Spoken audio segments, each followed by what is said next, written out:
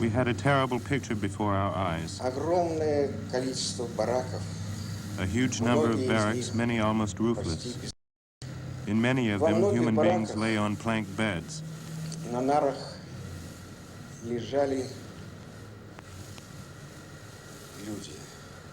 They were skeletons covered with skin and had a far-away look in their eyes.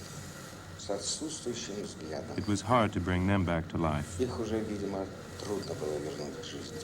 At first, Soviet cameramen did not film the misery in the barracks. The prisoners were nearly frozen and needed to be moved as quickly as possible. The SS had cut the heating and power of the camp when they left it on January 19th. Initially, the cameramen possessed no lamps and were unable to shoot film in closed rooms.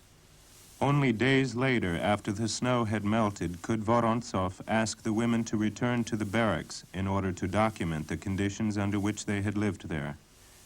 These women, Polish women, had first come to Auschwitz in September 1944 to the Warsaw Uprising. They were not yet as weak as many others and could fulfill his request. Up to 1,000 people lived together here, sometimes 6 to a bunk. The barracks had been built according to the design of Nazi military horse stalls. There was no sewage. Elena Yablenskaya, Stanislava Ketchkovskaya, and Olympia Pruchinovskaya reported that many prisoners suffering from diarrhea, dysentery, typhus, and other illnesses were too weak to stand up. Hygiene conditions were deplorable.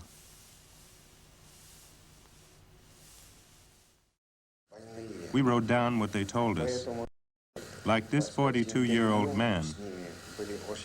We didn't have cameras with sound, but we managed to keep some records of what the survivors told us.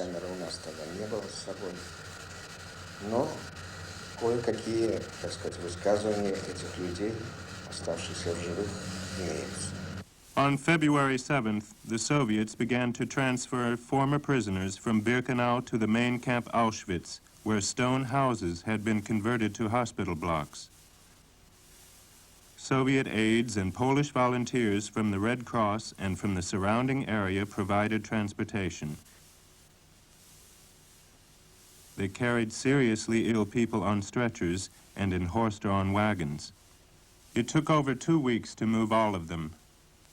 Before they left the camp, prisoners gathered warm articles from the barracks where the SS had stored the clothing of those who had been murdered. Polish helpers took prisoners' jackets to protect themselves against the cold. Some of the camp's 5,800 freed prisoners had left immediately. Some 222 died shortly after liberation. Many of the rest stayed for weeks and months in the sick ward. They were treated, but they retained injuries to their health, both physical and psychological, which would plague them for a lifetime.